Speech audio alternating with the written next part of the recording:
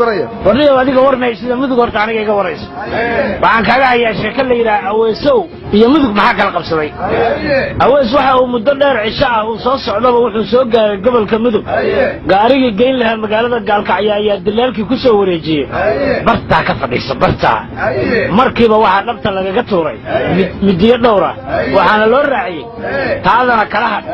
inta kalena u qaybiyay midiyaha dadka kale inuu ka haro gaariga midiyaha la isku qaybinayo magaciisa la yiraahdo doqon laga qaad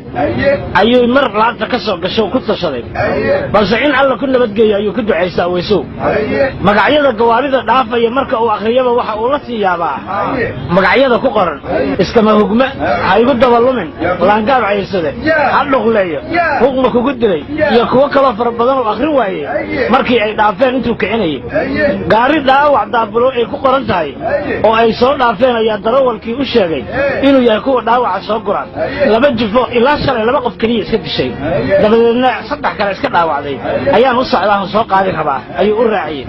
Aweesow markii lagu caajisay gaariga uu saarnaa ayuu wuxuu weydiiyay darawalkii bal in waxa uu dhageyso gaariga looga daaro markaas lagu yiri maxay ciisaad rabtaa mise salaan carabi sayidkii Ismaaciil Mire timacad mise si rasmiga ah ayaan ku daarnaa intaba waanu haynaa Awees xataa inuu dhageysto iska daayay idaacadaha marka ay gabayadu soo galaan uu iska damiyay heesin loo daaro ka codsaday markaas waxa loo daaray saanti masiya god madax shabeel lefta malageedi baa galay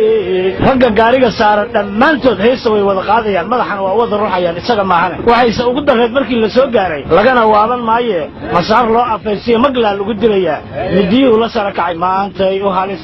halisay maantay u hal rakaabkii oo dhan waxay isku taagayaan midiyii mid wajiga nabarro badan kaga yaalaan oo aad uga qabsanayay in tooreeda uga soo baxsato asagoo iska eegaya Aweesow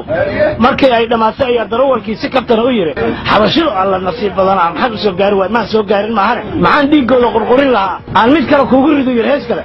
Aweesow wuxuu aad u cabsanayo aan ilaahay ka cabsiyaa hees kale aan ahdina idaacadda la iishid warka aan dhageysay idaacadii oo wuxuu ku soo aaday xayisiin ay ku jirto hadii laga reyn jiray hub lagaaga roonaa rag kale ay ku leen jireen mid lagu rafaadaan hubtaada la keenay dhaqso oo u raadso shirkadda rag iska dheer waxa ay ku keentay hubkii ugu ridada dheer ee laga keenay ruushka iyadoo lagaaga iibinayo qiimo ku raali galiya hadaba hore u gaar inta aan lagu soo ridin Aweesow waxay ka gaarday ilaahay hal mar le meeshaan ku mooti